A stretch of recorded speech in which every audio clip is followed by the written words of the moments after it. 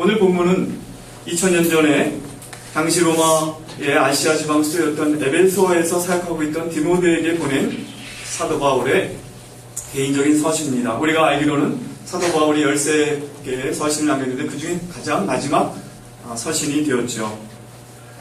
이것은 순교를 앞둔 바울 사도가 젊은 사역자인 디모데에게 남긴 어쩌면 마지막 라이프 포메이션 강의와 같은 교과 같은 그런 내용이라고 할 수 있습니다. 이미 디모데 전서에서도 바울 사도는 디모데에게 여러 가지 권면과 조언을 하고 있습니다. 경건이 되도록 해서 연단하라는 그런 권면을 비롯해서 목회와 선교에 관련한 여러 가지 조언들을 주면서 어떻게 사역자로 살아야 되는가. 정말 디모데의 이 젊은 사역자 자신의 영적인 아들을 향한 사도 바울의 그 따뜻한 마음과 깊은 애정이 표현되어 있는데, 거기에는 또 건강을 위해서 물만 마시지 말고 포도주도 조금씩 쓰라. 그러니까 건강관리에 대한 라이프 포메이션도 다 하는 거죠, 디모데에게. 그런 내용이 있었는데, 이제 바울 사도는 마지막으로 디모데에게 남기는 이 서신 속에서 어떻게 복음 사역자로서 담대한 삶을 지속적으로 살아가야 할 것인가를 제시하고 있습니다. 당시 디모데는 에베소에 살면서 굉장히 마음에 많은 그 주눅이 들어있는 어떤 그런 상태에 있었다고 짐작이 됩니다. 에베소는 로마 제국에서 네 번째 도시였다고 하는데요. 로마, 알렉산드리아, 안디옥을 이어서 약 인구가 25만 명, 거진구가 그 정도 되고, 그 주변의 유동인구와 그 주변까지 하면 약 50만 명의 인구를 가지고 있다고 짐작하고 있습니다. 왜냐하면 그 경기장이 그 규모를 보게 될 때 그렇게 생각이 된다고 하는데요. 특별히 디모데는 전략적으로 바울 사도가 에베소에 남겨두었는데, 에베소에서 사역을 하면서 많이 지치고 어려운 상황 가운데 놓여 있었던 것으로 짐작이 됩니다. 특별히 복음에 대해서 적대적인 분위기 가운데 담대하게 사역하기보다는 소심함과 수치스러운 마음도 때때로는 가지면서 조심스럽게 사역을 진행하고 있었던 것 같습니다. 바울은 감옥에 갇혀 있고 어쩌면 이제 곧 순교를 이제 해야 된다는 것을 알고 있는 가운데, 여전히 에베소 지역의 수많은 이단들이 악성 종양과 같이 퍼져나가고 교회 안에서 또 아데미 여신의 숭배를 비롯한 이교의 우상 숭배가 강력하게 존재하고 있고, 헬라의 철학적 사고와 문화가 지배하고 있는 그런 상황 가운데서 한편은 유대교의 압박을 받는 그런 가운데 사역하고 있는 이 디모데의 모습을 한번 생각해 보시기 바랍니다. 권력과 문화와 돈과 정치와 철학의 그 거대한 복합물인 그 도시의 그 문화, 문명 속에서 살면서 사도 바울과 함께 15년 내지 16년 동안 이미 선교 사역을 하였다고는 하지만, 여전히 지도자로서는 교회 안팎에서 연소하게 여겨지는 그 디모데가 사역을 감당하기에는 많이 힘들었던 그런 상황이었던 것 같습니다. 여러분, 디모데 이때쯤 나이가 몇 살쯤 되었을까요? 정확히 모르지만 디모데가 일찍 사도 바울과 함께 사역을 시작했기 때문에 15년, 16년이 지났어도 아마 30대 후반이나 30대 초반 정도 되지 않았을까요? 그러나 여전히 지도자로서는 연소하게 여겨진 그 상황 가운데 에베소에서 사역을 하고 있는 디모데는 많이 그야말로 소심한 그런 가운데 주눅이 좀 들어 있을 수도 있다고 생각합니다. 이번에 터키에서 만난 졸업생들을 보면서도 아마 선교사들도 비슷한 상황 가운데 살아가고 있는 것이 아닌가. 이 터키가 역사적으로 기독교 세력을 압도했다는 자부심, 기독교가 1500년간 존재한 그 땅에 초대교회의 그 역사가 거기 다 있지 않습니까? 중요한 기독교의 히스토리가 거기서 다 교회들이 결정된 그 땅을 1453년에 이제 이슬람 세력이 점령해서 그 거대한 정말 최초의 기독교 도시라고 할 수 있는 컨스탄티노플을 함락해서 이스탄불로 바꾸면서 그들이 느끼고 있는 자부심, 이 터키 사람들이 우리가 기독교 세력을 제압했다. 또 제가 TV를 이렇게 그 호텔에서 보니까 거기 드라마가 나올 때 보면 거기 기독교인들은 굉장히 좀 나쁜 사람들로 묘사하는 드라마가 나오는 것 같더라고요. 특별히 역사물에 다룰 때 여기 아마 주경구 같은데 십자가를 여기 그리고 여기 막 나오는데 막 그 사람을 죽이는 그 뭐 스토리는 앞에 거 모르지만 굉장히 악한 존재로 묘사되고 기독교를 폄하하는 그런 분위기. 또한 제가 이렇게 길거리에서 많은 사람들 볼 때 지금 그 많은 여자들이 이렇게 히잡을 어떤 사람은 까맣게 하는 사람도 있지만 대개 이제 그 스카프 같은 걸 두르고 다니는데 아이들과 함께 이렇게 다니는데 제가 볼 때도 굉장히 미인들이더라고요. 터키 사람들. 그리고 행복해 보여요. 아이들과 이렇게 다니고 또 노인들도 많고. 그래서 선교사한테 물어봤더니 터키가 지금 지난 10여 년 동안에 경제가 좋아지면서 자부심도 올라오고 그리고 또 자기 이슬람 문화에 대한 자부심, 특별히 서구 문화는 타락하고 이제 이제 기독교 문화로 대표되는 서구 문화가 도덕적으로 타락했다는 그런 것에 대해서 도덕적인 우월감, 이것이 터키 사이에 이렇게 지배하고 있는 것입니다. 강력한 이슬람화 정책을 추진하는 정당이 벌써 10여 년 이상을 국정을 이끌어가고 있는 가운데 나름대로 자신들의 문화와 역사와 성공에 대해서 확신하는 가운데 행복하게 살아가는 이들 가운데 선교사가 존재하면서 복음을 전하고자 할 때 에베소에서 디모데가 느꼈을 어떤 그런 주눅이 우리 선교사들에게도 있지 않을까 하는 생각을 아울러 해보았습니다. 이러한 분위기 가운데 기독교인으로 자신을 드러내고 사역을 한다는 것, 얼마나 두렵고 때때로는 수치감을 가져올 수 있겠는가. 기독교 역사에 대해서도 그렇고 복음에 대해서도 그들이 왜곡된 인식을 가지고 있지만 사회 전반적인 분위기가 그런 가운데 선교사들과 기독교인들이 얼마나 주눅이 들겠는가 하는 생각을 해봤습니다. 하지만 이제 여기 있는 여러분들이 나가서 사역할 상황도 터키와 크게 다르진 않을 것이라고 저는 생각이 듭니다. 한때 기독교 선교는 기독교권이라는 세력을 얻고 우월한 문명과 정치, 경제적인 힘으로 세계 각 지역에 영향을 미쳤던 때도 있었습니다. 우리가 근대 선교운동을 봐서 알듯이. 하지만 지금은 서구 기독교권도 붕괴되었고 서구 문명에 대한 존경심도 더 이상 존재하지 않는 세상을 우리가 살고 있습니다. 세계 전반적으로 세속화가 진행이 되었고 종교 전반에 대해 특히 많은 지역에서 기독교는 핍박과 폄하의 대상이 되고 있는 가운데 이제 여러분들이 나가서 사역을 하게 되는 것입니다. 어떻게 우리는 이러한 우리를 압박하는 두려움과 수치심을 극복하고 주눅이 들지 않고 선교사로서 삶을 살아낼 수 있을까? 우리가 알다시피 여러분도 지금 마음에 느끼고 있을 것 같은데 GMTC를 졸업하고 선교사로 인준을 받고 파송을 받는다고 해서 저절로 선교사가 되고 선교사의 삶이 사라지는 것은 아니라는 것입니다. GMTC를 졸업하면 저절로 선교사의 삶이 사라지면 얼마나 좋겠습니까? 근데 그렇게 되지는 않을 것이라는 것입니다. 지금은 어쩌면 제일 좋은 상태인지 모릅니다. 현장에 막상 나가서 시간이 지나면 지날수록 오늘 디모데서 후서에 나타난 디모데처럼 시간이 흐를수록 더욱 두려운 마음이 생기고 또 복음에 대해서 수치심까지도 가지게 되는 그런 상황 속에 몰릴 수도 있다는 것입니다. 우리가 알게 많은 선교사들이 이미 선교사라는 타이틀은 가지고 있지만 실상은 더 이상 사역자로서 제 기능을 못하는 그런 사역자들이 많다는 것을 저희가 듣고 있습니다. 지난번에 인도에서 선교사 회의가 있었는데 한국 선교사 모임이 있었는데 이태원 목사님이랑 다녀오셨는데 거기서 그런 말이 있다고 하더라고요. 한국 선교사들 중에 3분의 1은 지금 당장 선교지를 떠나서 한국으로 돌아가야 될 선교사들이다. 그래서 3분의 1 정도는 그냥 있으나 마나 선교사들이 3분의 1 정도고 3분의 1 정도만 선교사로 기능을 하는 것 같다고 자체적으로 인도 선교사, 한국 선교사들이 그렇게 평가를 하는 것 같아요. 근데 이것이 인도만 그렇겠습니까? 여러 지역이 아마 다 비슷한 상황이 있을 것입니다. 오늘 본문은 우리가 지속적으로 선교적 삶을 형성해 나가는 것만이 해결책이라는 것을 말씀하고 있습니다. 어떻게 우리는 그렇다면 선교적 삶을 형성해 나갈 수 있을까요? 첫째, 8절부터 12절 말씀을 통해서 저는 이렇게 한번 요약을 해봤습니다.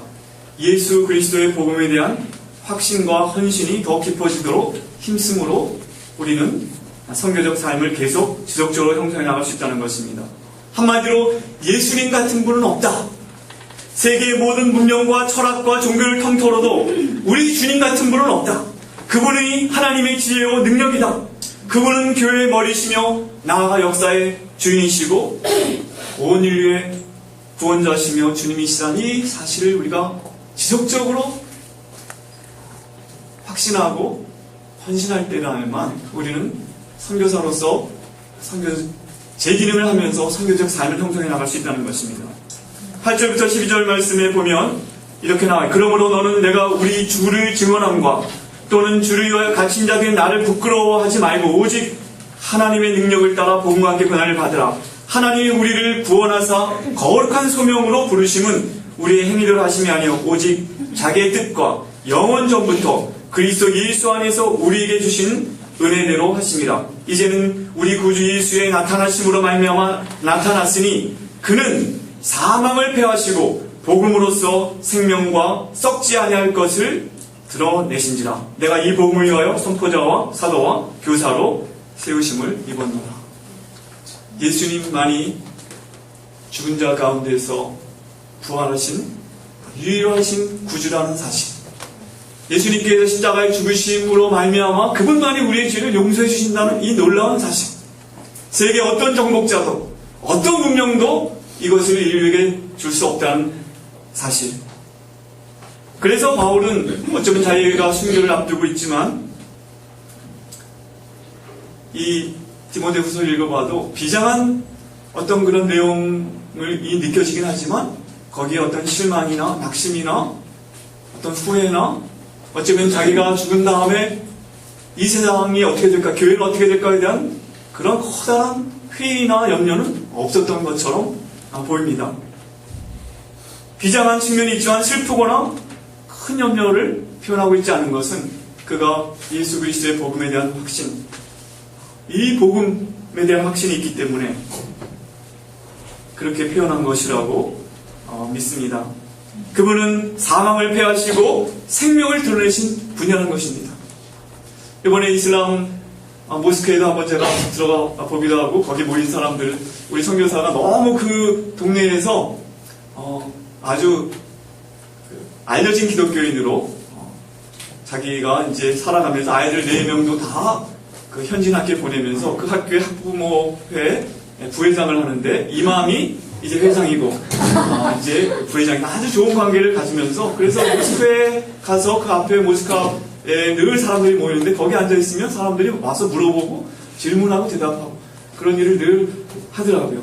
근데 저도 모스크에 들어가서 이렇게 보고 그들이 이제 기도 시간에 기도하는 걸 봤는데 저들이 저렇게 경건한 모습, 모스크가 또 얼마나 웅장하고 아름답고 그 예술적인 감각이 있는지 참 그 면에서는 참 우리도 많은 생각을 하게 되더라고요. 그러나 저들의 종교성과 저들의 그 경건성을 가지고도 도달할 수 없는, 이룰 수 없는 이 구원을 오직 그리스도께서 사망을 패하시고 생명을 드러내신 그분이 하신다 하는 이 확신이 있다면 여전히 우리가 복음을 전할 수 있겠구나 하는 생각을 해보았습니다. 9절 말씀에 보면 이렇게 말하고 있습니다. 하나님이 우리를 구원하사 거룩하신 소명으로 부르심은 NIV 성경은 이렇게 표현되어 있습니다. Who has saved us and called us to a holy life. 거룩한 소명을 거룩한 삶으로 부르셨다. 이렇게 표현해놨는데 우리의 행위대로 하심이 아니요 하나님이 우리를 구원하시고 우리를 부르신 또 그 부르심은 또 거룩한 삶으로 우리를 부르셨다는 것입니다. 우리의 소명의 자리는 예수 그리스도를 통한 구원과 그분을 닮아가는 거룩한 삶의 자리가 우리의 자리라는 것을 우리가 확신해야 된다고 말씀하십니다. 10절 말씀에 보면 이러한 복음의 선포자와 사도와 교사로 소명을 받았다고 바울 사도는 말씀하셨는데 그가 디모데전서 2장 4절 5절에 이렇게 표현해놨죠. 하나님은 모든 사람이 진리를 알고 구원에 이르기를 원하신다 하면서 5절에 그 진리의 핵심이 무엇인가? 하나님은 한 분이시요 하나님과 사람 사이의 중보자도 사람이신 그리스도 한 분이시다. 이 확신을 그가 표현해 놓고 있는 걸 볼 수가 있습니다. 그러므로 우리는 이 세상 앞에서 우리가 앞으로 어느 곳에 가든지 어떤 문화권에 가든지 어떤 종교적인 세력이 지배하고 있는 곳에 가든지 간에 우리가 선교사로서 제 기능을 하면서 선교사의 삶을 살아내려면 예수 그리스도의 복음에 대한 깊은 확신과 헌신이 우리의 삶을 형성해 나가도록 해야 한다는 것입니다. 그렇게 해야 할 때만 우리는 주눅이 들지 않고 선교사로서의 삶을 지속할 수 있을 것입니다. 두 번째로 우리는 어떻게 지속적으로 선교사의 삶을 형성해 나갈 수 있을 것인가? 3절부터 7절 말씀을 저는 이렇게 요약해 보았습니다. 우리를 선교사로 부르시고 형성시켜 나가시는 하나님의 은혜를 기억함으로 우리는 그렇게 할 수 있다는 것입니다. 우리가 선교사로서의 삶을 살기를 원하지만 하나님이 먼저 주도권을 가지시고 또 우리를 그렇게 형성시켜 나간다는 것을 기억하는 것이 중요하다는 것입니다. 3절부터 7절에 가장 중요한 단어, 지배적인 단어는 기억한다는 단어인데요. 3절부터 보면 내가 밤낮 간구하는 가운데 쉬지 않고 너를 생각하여 remember라는 그 단어인데 청결한 양심으로 조상적부터 섬겨오는 하나님께 감사하고 내 눈물을 생각하여, 여기 생각한다는 말도 recalling이라는 단어도 비슷한 단어죠. 너 보기를 원함은 내 기쁨이 가득하게 하려 함이니 이는 내 속에 거짓이 없는 믿음이 있음을 생각함이라. 그것도 remind, recalling 이런 단어로 다 번역될 수 있는 이 믿음은 먼저 내 외조모 로이스와 내 어머니 유니게 속에 있더니 내 속에도 있는 줄 확신하노라. 그러므로 내가 나의 안수함으로 내 속에 있는 하나님의 은사를 다시 불듯하게 하기 위하여 너를 생각하게 하노니 하나님이 우리에게 주신 것은 두려워하는 마음이 아니요 오직 능력과 사랑과 절제하는 마음이니 이렇게 표현되고 있습니다. 하나님께서 어떻게 우리를 양육해 오시고 여기까지 인도해 오셨는지 그리고 앞으로 어떻게 계속 인도해 갈 것인가에 대한 기억을 우리가 새롭게 할 때 우리의 삶이 선교적으로 형성되어 간다는 것입니다. 5절에 보면 디모데에게는 이것을 이렇게 옵니다. 네가 로이스와 너 외할머니 로이스와 네 어머니 유니게로부터 믿음을 양육받지 않았느냐. 제가 이번에 주일날 이제 그 박광희 선교사 집에 가서 그 가정과 함께 예배를 드렸는데요.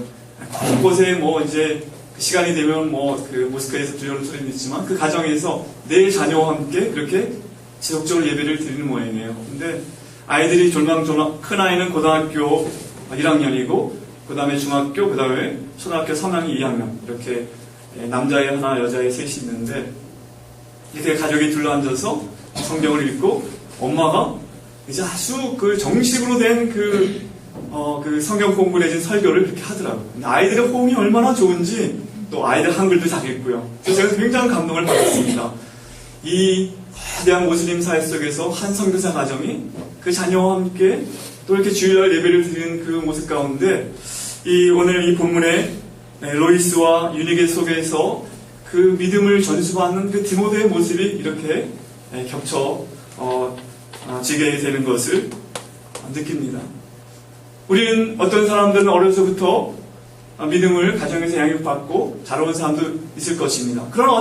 그렇지 않다면 어떤 사람들은 또 교회를 통해서 또 선교단체를 통해서 또 하나님께서 우리들의 삶을 형성시켜 왔다는 것을 기억해야 합니다. 그리고 앞으로도 다양한 방법으로 하나님이 우리의 삶을 양육해 가실 텐데 특별히 이번 6개월 동안 GMTC에서 여러분 받은 훈련도 여러분의 삶에 하나님이 여러분 여기까지 인도해 오실 뿐 아니라 중요한 선교사의 삶을 형성시킨 기간이라고 여러분은 믿고 또 늘 새롭게 기억할 필요가 있을 것입니다.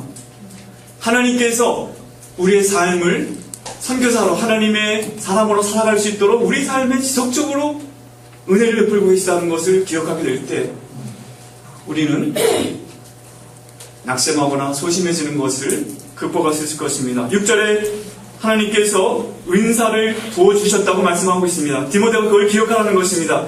내가 나의 안수함으로 내 속에 있는 하나님의 은사를 다시 불일듯하기 위하여 너로 생각나게 한다. 하나님께서 이미 우리에게 성령을 보내셨습니다. 아까 우리가 함께 찬양했듯이 하나님이 우리를 보내실 때 그냥 보내지 않으시고 성령과 함께 보내시고 그 성령께서 우리 안에 거하셔서 우리를 위로하시고 인도하시고 모든 진리 가운데로 우리 이끌어 가시고 또 우리가 예수님께서 말씀하셨듯이 사람들 앞에서 우리가 그리스도를 증언할 때 무슨 말을 해야 될까? 특별히 핍박하는 사람 앞에 섰을 때 무슨 말을 해야 될까? 두려워하지 말라. 너희 안에 계셔서 말씀하신 이가 계시니 하나님의 성령이 이렇게 하실 것이다. 약속해 주셨음을 우리는 기억해야 한다는 것입니다. 믿습니까?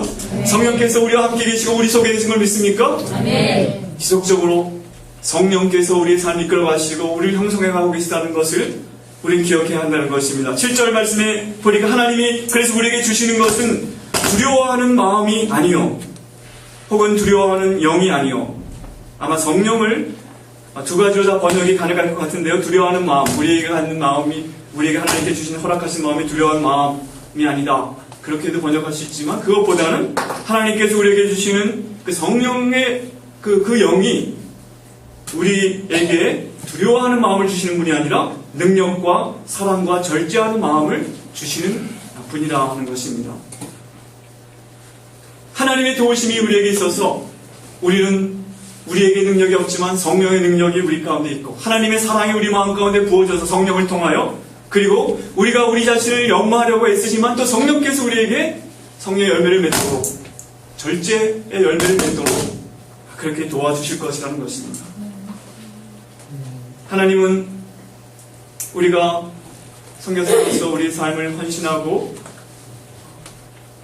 복음에 헌신하기를 기대하시지만 또 그렇게 될 수 있도록 우리 삶을 계속 우리 삶을 위하여 공급하시고 이끌어주시고 필요한 도움을 우리에게 주시는 분이라는 것을 기억하게 될 때 우리는 아무리 고립된 상황이 있다 할지라도 아무리 우리 주변의 상황이 우리를 두렵게 하고 우리를 하려고 한다 할지라도 우리 안에 계신 이가 세상에 있는 이보다 크다는 이 확신을 갖게 될 때 우리는 결코 압도당하지 않을 것이라고 믿습니다.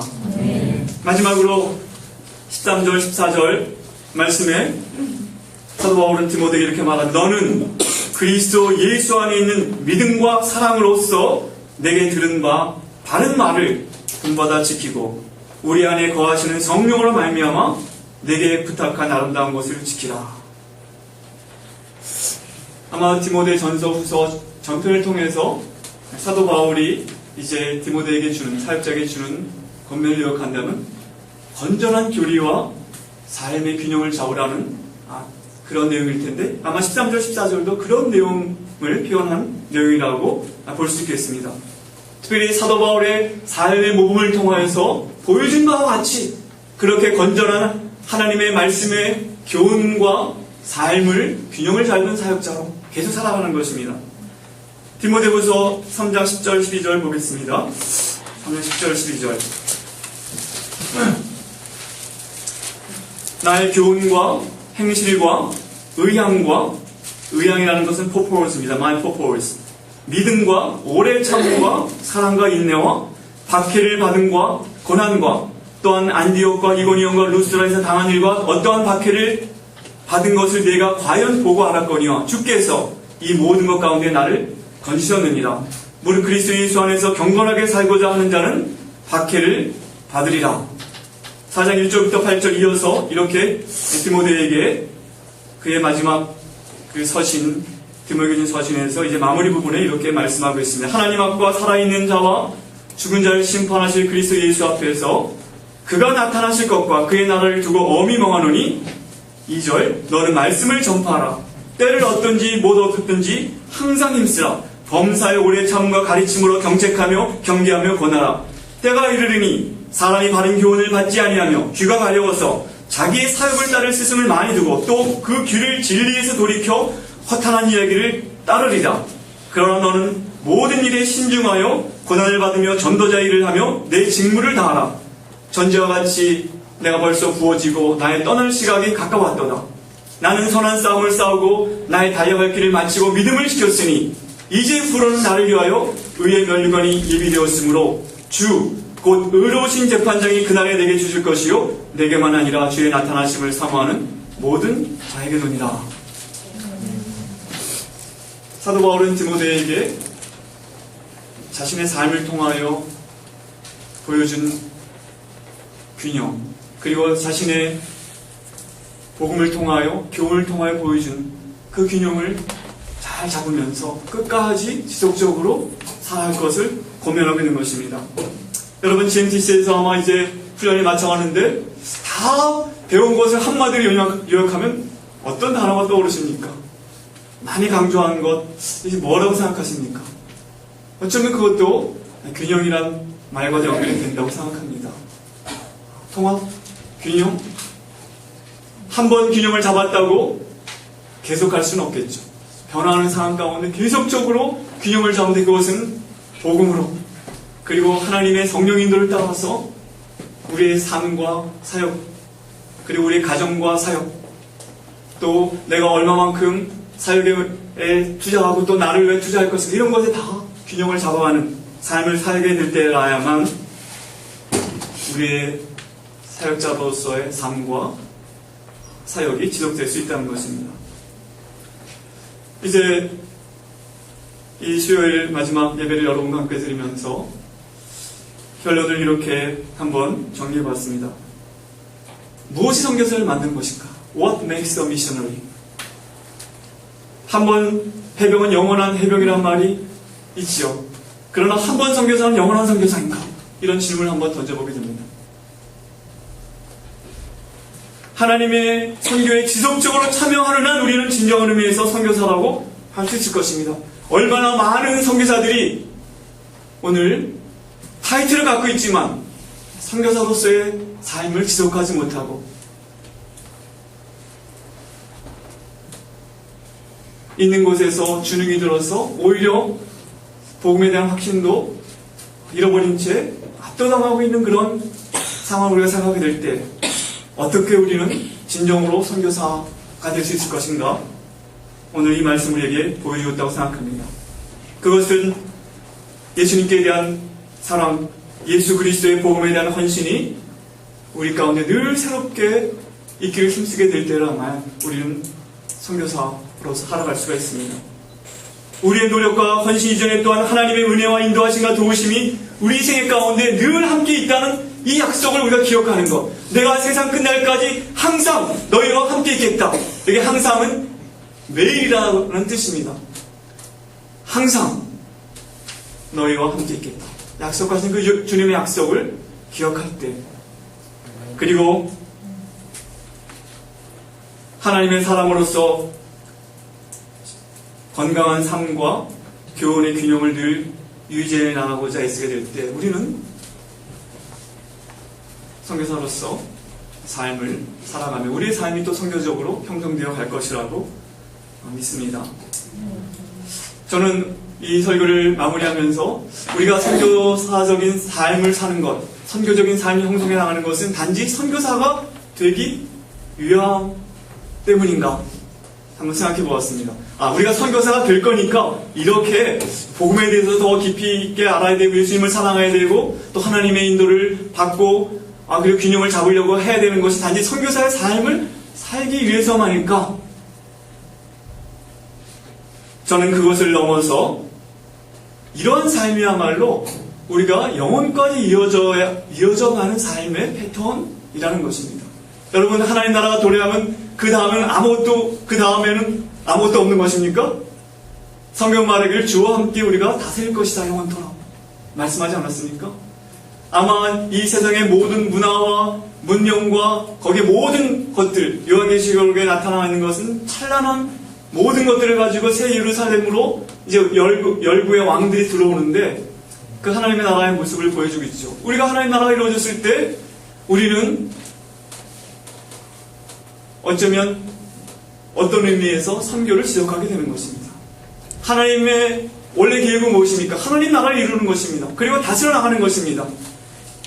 하나님이 처음 하셨던 그 계획, 타락으로 인해서 하나님의 그 계획이 변경되었습니까? 아닙니다. 하나님의 계획은 여전히 하나님의 나라를 이루시는 계획이 역사 속에 진행이 되고 우리가 거기 부름을 받았고 우리가 하나님 나라를 위해 일할 뿐 아니라 하나님 나라의 백성이 되어서 영원토록 하나님과 하나님의 나라를 그리스도와 함께 다스려가는 것이 하나님의 계획이라고 생각하게 될 때, 우리가 지금 이렇게 선교적인 삶을 산다는 것은 단지 이 땅에서 가치를 가지는 것이 아니라 하나님 나라에 이어지는 그런 삶이라는 걸 생각할 때, 이러한 선교사적인 삶을 살도록 특별히 공인된 하나님의 사람으로 선교적인 삶으로 우리가 부름을 받았다는 것 자체가 얼마나 특권이고 영광인지 모른다는 생각을 저는 이 말씀을 정리하면서 하게 되었습니다.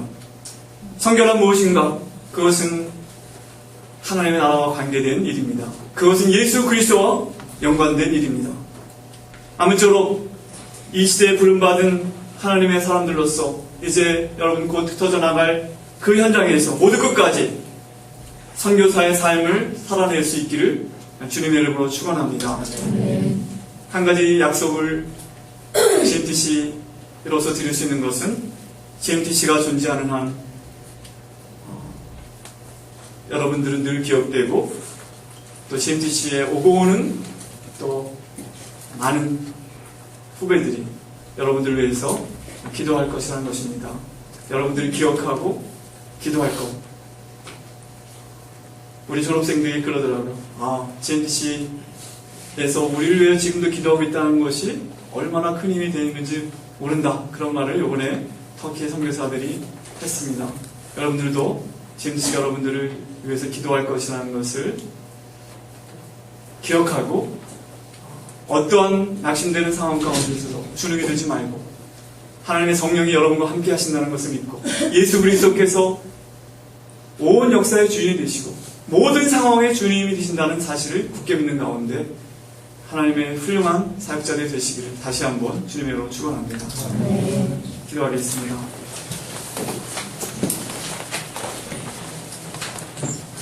거룩하신 하나님 아버지, 이 자리에 저희들을 하나님의 백성으로 불러 모아주시고 지난 6개월 동안 함께 배우며 함께 성장하며 함께 예배하는 그런 귀한 시간을 가질 수 있도록 축복하시면서 감사합니다.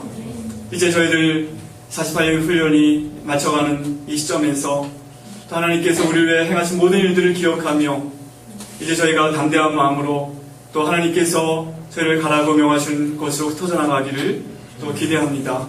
하나님, 저에게 성령을 보내셔서 저희로 하여금 두려워하는 마음이 아니라 정말 근신하는 마음과 사랑하는 마음과 능력의 마음을 주신 것을 저희가 믿고 감사를 드립니다.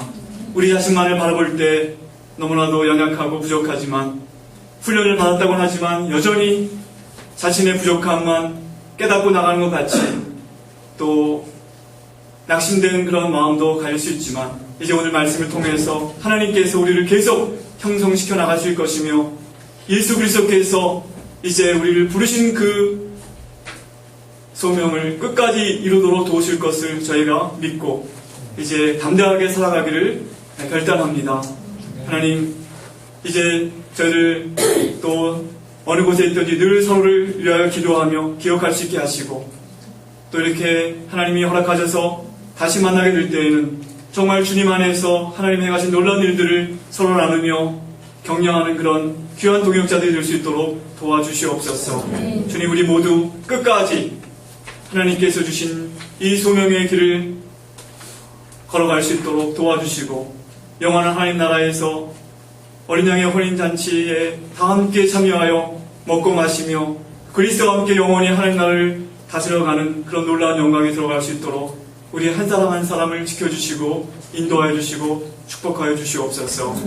주님, 이 자리에 머리 숙인 한 사람 한 사람 또 그들의 가정에 속한 자녀 한 사람 한 사람을 또 주님의 자비하시고 능하신 손에 부탁을 드리고 주님의 말씀에 부탁을 드립니다.